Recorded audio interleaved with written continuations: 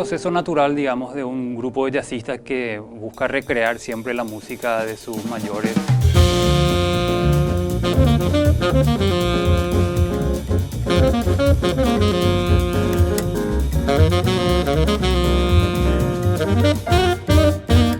Una alegría y una satisfacción poder llevar la música de Lobito con el lenguaje de Yoayú Cuarteto, buscando esa simbiosis dentro de lo que sería la música popular instrumental paraguaya.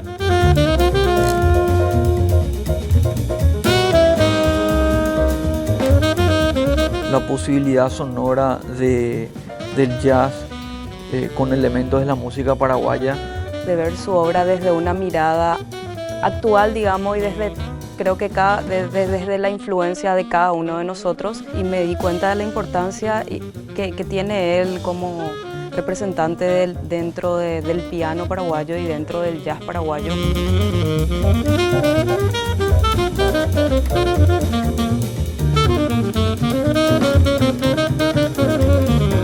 Y bueno, es un pionero en poder un poco lanzar discos que demuestren un poco esta identidad del jazz paraguayo, ¿verdad?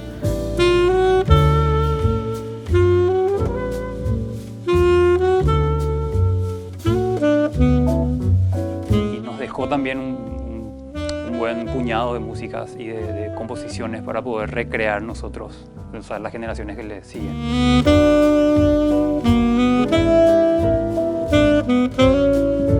Y es un poco esta posibilidad, un poco de visibilizar toda esta vertiente de posibilidad sonora de ritmos paraguayos dentro de lo que es la tradición del jazz, con su improvisación y con su estética sonora, ¿verdad?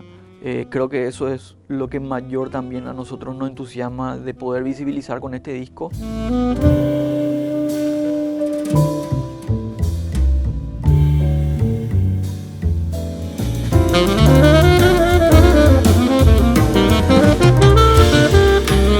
Homenajear a la música instrumental paraguaya con este toque jazzístico. Y mi expectativa es que llegue a cada rincón del país, ojalá suceda, ¿verdad?